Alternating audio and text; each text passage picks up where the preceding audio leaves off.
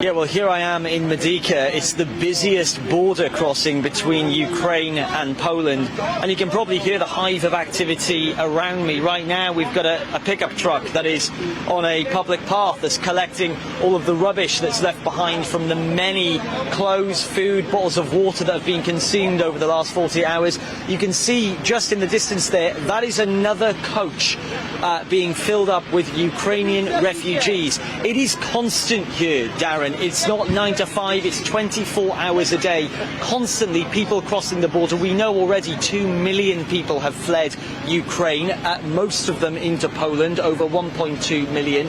I'm currently standing in a shelter that was built this morning. I was here this morning when these wooden planks were being put on the floor, and now it's a place to house Ukrainian refugees. 2 people here holding their dogs, because of course many people won't actually leave their homes in Ukraine unless they can take their pets with them. Many people here with dogs, cats, and there is dog food available here for free. It's unbelievable, the support. I cannot stress enough how many people have come here, not just from Poland.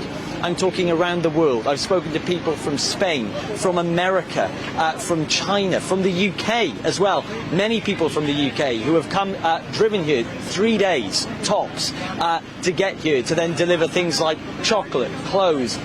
The amount of support is incredible, as right now still Ukrainians still continually come through the border, making their way through now.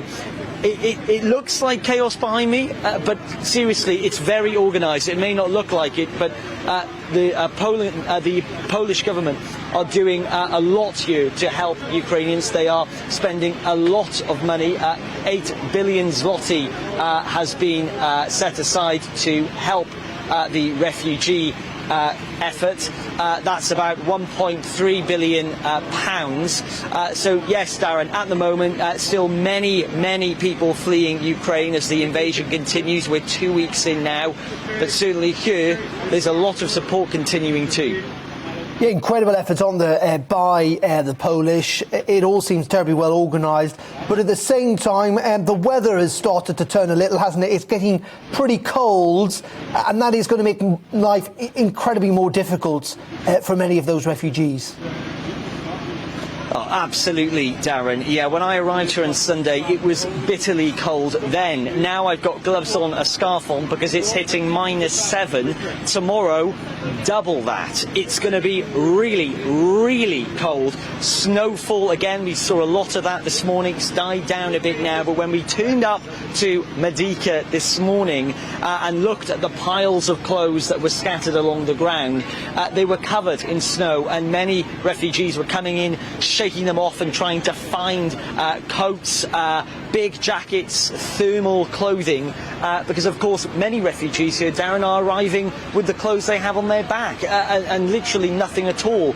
My cameraman Jose is just going in to the big queue now. You can see people here carrying suitcases. We've got to remember that when Ukrainians have to get up and go, they don't have days to think about what they're packing. They have sometimes minutes. There was a woman called Valerie that I was speaking to just a few hours ago that said when she heard the sirens, she went into her bathroom in Ukraine, and then she heard the shelling. That was the moment where she thought she had to go. 2 children there waving at the camera, smiling, considering the situation that we have between Russia and Ukraine. It's so interesting to see people still smiling and positive.